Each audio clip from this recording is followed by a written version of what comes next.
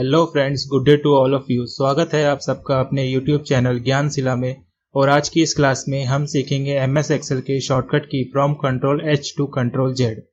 Control A to control G की class में already upload कर चुका हूं, और अगर आपने अभी तक वो क्लास नहीं देखी है तो नीचे डिस्क्रिप्शन में मैंने उसका लिंक दिया हुआ है, प्लीज गो फॉर इट। सो बिना टाइम को वेस्ट किए शुरू करते हैं हमारी आज की क्लास। कंट्रोल एच का यूज डेटा को रिप्लेस करने के लिए किया जाता है।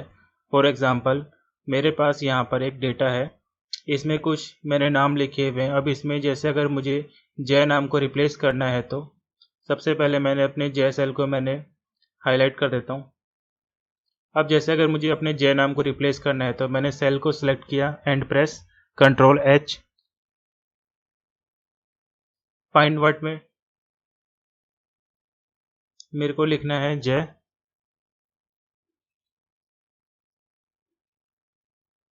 और अब जय नाम की जगह मेरे को जैसे चाहिए राकेश, तो मैंने यहाँ पे रिप्लेस में लिख दिया राकेश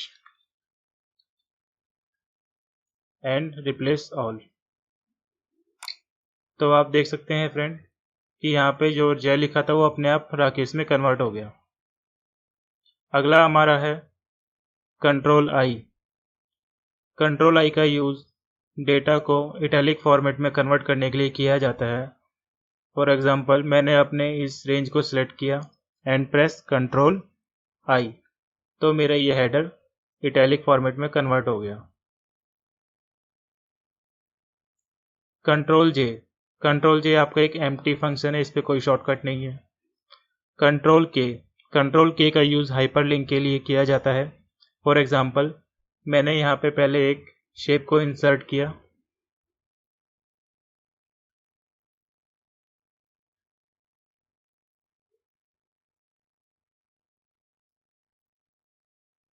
अब मैंने इस पे राइट क्लिक करके एक टेक्स्ट डाल देता हूँ।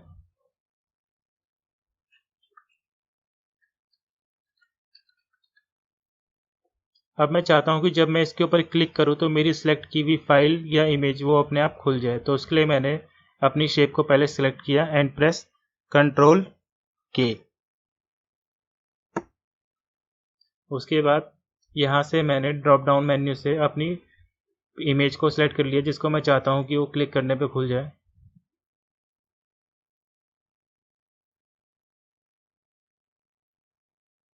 ये मैंने अपनी इमेज को सिलेक्ट करके ओके प्रेस कर दिया। अब जब मैं इस बटन पे क्लिक करूँगा तो मेरी वो सिलेक्ट की हुई इमेज खुल जाएगी।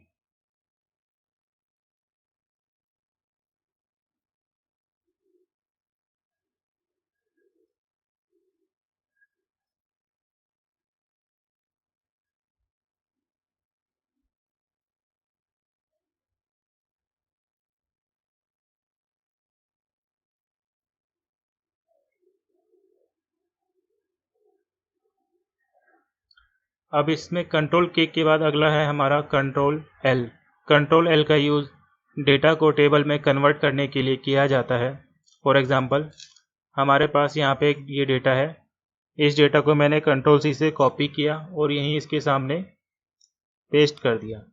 अब मुझे अगर अपने इस डेटा को टेबल में कन्वर्ट करना है तो मैंने सबसे पहले अपनी पूरे डेटा को सिलेक्ट किया कंट्रोल ए से एंड प्रेस कंट्रोल एल, और ओके पे आप क्लिक कर दीजिए। ये आपका डेटा टेबल में कन्वर्ट हो जाएगा। कंट्रोल एल के बाद कंट्रोल एम भी आपका एक एम्प्टी फंक्शन है, इस पे कोई शॉर्टकट की नहीं है। फिर कंट्रोल एन का यूज नई वर्कबुक को ओपन करने के लिए किया जाता है। जैसे मैंने यहाँ पे प्रेस किया कंट्रोल एन, तो ये यहाँ पे एक नई वर्कबुक खुल जाएगी आपकी। कंट्रोल एन के बाद कंट्रोल ओ का यूज नई फाइल को ओपन करने के लिए किया जाता है। फॉर एग्जांपल, मैंने प्रेस किया कंट्रोल ओ, तो यहाँ पे आपकी नई फाइल खोलने के लिए ये ऑप्शन आ जाएगा। यहाँ से आप ब्राउज करके अपनी फाइल को ढूंढ के खोल सकते हैं। कंट्रोल ओ के बाद कंट्रोल पी का यूज प्रिंट देने के लिए किया जाता है। जैसे मैंने प्रेस किया कंट्रोल पी, तो ये यहाँ पे आपका प्रिंट की कमांड के लिए पेज खुल जाएगा। यहाँ पे फिर आप इस प्रिंट पे क्लिक करके प्रिंट दे सकते हैं।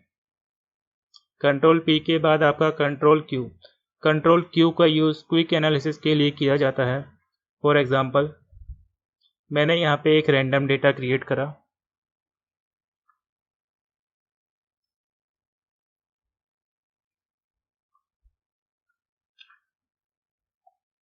और इस डेटा को मैंने नीचे तक सेम ड्रैग करके पेस्ट कर दिया और इस डेटा को मैंने वैल्यू में कन्वर्ट कर दिया। कंट्रोल सी से पहले मैंने कॉपी किया, फिर Alt ES V and okay, ये आपका वैल्यू में कन्वर्ट हो गया।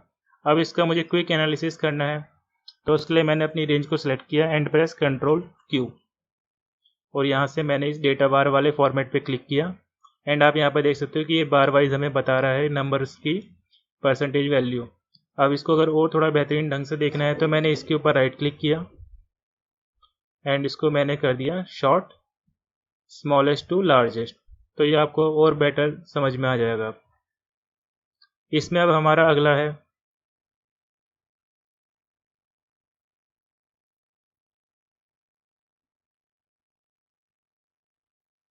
Control R। कंट्रोल R का यूज़ डेटा को right side as a duplicate value paste करने के लिए किया जाता है। फॉर एग्जांपल, अब जैसे मैंने यहाँ पे ये सेविंग को कॉपी करके इस सेल में मैंने पेस्ट किया।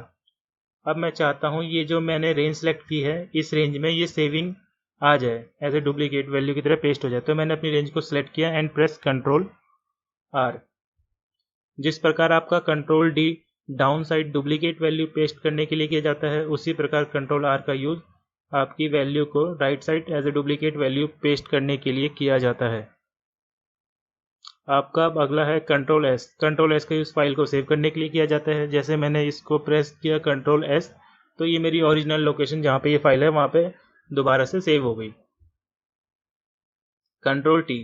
Ctrl T का यूज भी Ctrl L की तरह डेटा को टेबल में कन्वर्ट करने के लिए किया जाता है। फॉर एग्जाम्पल, ये जो मैंने अभी नंबर्स क्विक एनालिसिस किए थे, इस रेंज को मैंने सिलेक्ट किया and press Ctrl T and okay, तो ये आपका टेबल में कन्वर्ट हो गया। इसमें अब आपका अगला है Ctrl U। Ctrl U का यूज डेटा को अंडरलाइन करने के लिए किया जाता है। फॉर एग्जाम्पल, हमारे पास ये जो डेटा है इसके हेडर को मेरे को अगर अंडरलाइन करना है तो मैंने अपनी रेंज को पहले सिलेक्ट किया एंड प्रेस Ctrl U। आप देख सकते हैं यहाँ पे नेम, डिपार्टमेंट, हर एक हेडर के नीचे एक अंडरलाइन होकर आ गया है। Ctrl U के बाद Ctrl V। Ctrl V का यूज डेटा को पेस्ट करने के लिए किया जाता है। जैसे मैंने यहाँ पे अपने इन नंबर्स को कॉपी किया Ctrl C से एंड इसको इसी के नीचे वाले सेल पे मैंने क्लिक करके Ctrl V प्रेस करा, तो ये वहीं पे पेस्ट हो गया। Ctrl V के बाद Ctrl W। Ctrl W का यूज एक्टिव वर्कबुक को क्लोज करने के लिए किया जाता है। फॉर एग्जाम्पल, ये मेरी वर्कबुक खुली हुई है, यहाँ पे मैंने प्रेस किया Ctrl W, तो ये क्लोज हो गई। Ctrl X। Ctrl X का यूज डेटा को कट करने के लिए किया जाता है। फॉर एग्जाम्पल, यहाँ पे ये नंबर है, इन नंबर्स को मेरे को कट करना है, तो मैंने पहले रेंज को सिलेक्ट किया एंड प्रेस Ctrl X, ये कट हो गए और इसी को मैंने इसी के सामने वाले सेल पे सिलेक्ट करके Ctrl V कर दिया, तो ये वहाँ पे पेस्ट हो गए। Ctrl C से जब आप कॉपी करते हो और फिर पेस्ट करते हो, जो आपके जो डेटा होता है वो ओरिजिनल वैल्यू पे भी रहता है और आपकी करंट वैल्यू में भी आ जाता है। बट जब आप Ctrl X का यूज कट के लिए करते हो तो आपका डेटा ओरिजिनल वैल्यू से हटके करंट वैल्यू सिलेक्टेड सेल पे आ जाता है। Ctrl Y and Ctrl Z। Ctrl Y का यूज रेडो के लिए किया जाता है एंड Ctrl Z का यूज अंडो के लिए किया जाता है। फॉर एग्जाम्पल, मेरे पास ये एक सेल है, इस सेल में राकेश नाम लिखा हुआ है। अब इस नाम को अगर मैं चेंज करता हूँ, जैसे इसको मैंने रमेश में कन्वर्ट किया, अब मेरे को इसमें पीछे जाके देखना है कि रमेश नाम से पहले इसमें मैंने क्या नाम लिखा हुआ था। तो मैंने एक स्टेप बैक जाने के लिए मैं दबाऊंगा Ctrl Z।